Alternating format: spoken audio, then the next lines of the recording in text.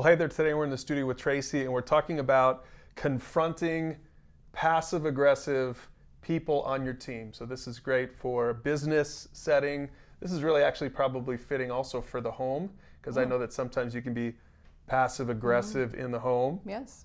If you know what I mean. A little example right there. Good. Passive aggression right there for you. All right, so first of all, define it. What is passive-aggressive? What does that mean?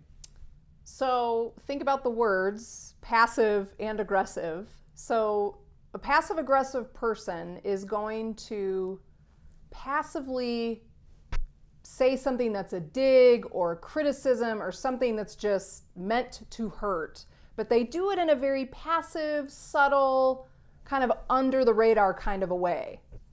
Yeah, okay, so, and I can recognize this. I encourage you to think about this in your own life, because you probably have a little bit of this in you. I know I have some of this in me. I can instinctively, instead of just coming out and being clear about my expectations or my feelings or my opinion on something, I can maybe just put a jab in there. So I think this is something probably everyone can relate to, but for some teams it abounds on the team, and then so what's the problem with that then if there's too much of that? Well, so if everybody is passive in the way they approach problems, especially, or potential conflict or hurt feelings, and they're not direct about it, then that's what we'll do, is we'll resort then to being like, fine, you're rude to me or you hurt my feelings, so I'm not going to be obvious about it, but I'm going to find a way to give you a zing to give you some of the pain that you've caused me. And so if you start to see that multiply itself on a team, then nobody trusts each other. Yeah. Nobody feels like anyone's looking out for one another, and everyone's just kind of walking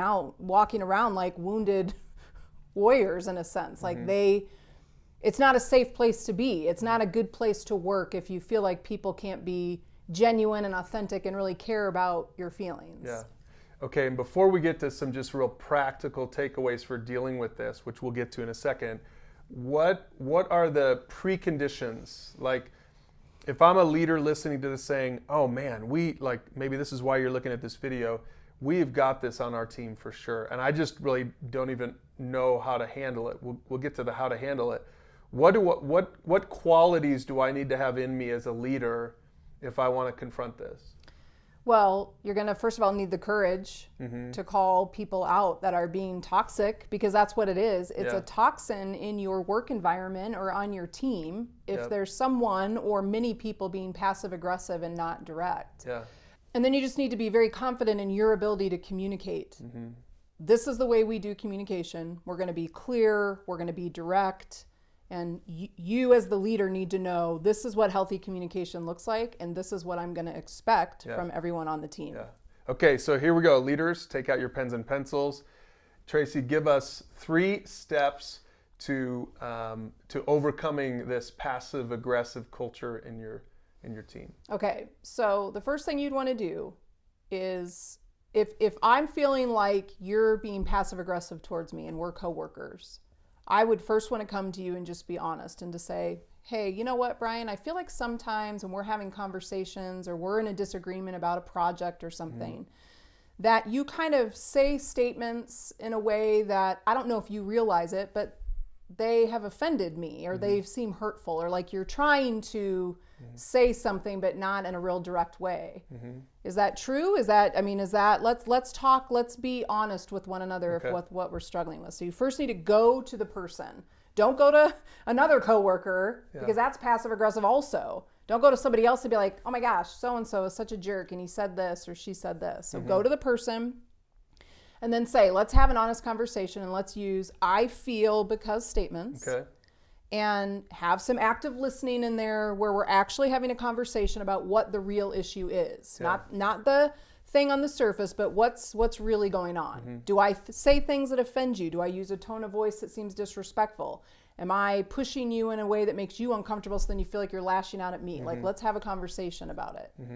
And then the third thing would be definitely invite the other person to be honest with you also. Don't just think I'm coming to you because you've been passive aggressive towards me. Right. Recognize that they have a perspective and you need to invite them to share where you're going wrong. Yeah, that's good. Well, I can again speak to this personally because I think I've been there before. It's a I just want to encourage you leaders out there, it's a skill to develop, to learn how to, as Tracy used to say to our kids when they were little, use your words. Don't, passive aggressive is kind of, it's kind of almost like pouty, right? And it's just not good leadership. And so when you see it on your team, it might be because you've got some of that in you. And so deal with it, develop the skill, and have the courage to develop the skill and to speak directly to somebody. And I think it'll really benefit your team. So use the questions below, talk about this, maybe even talk about this with your team. This might be a good conversation for the whole team.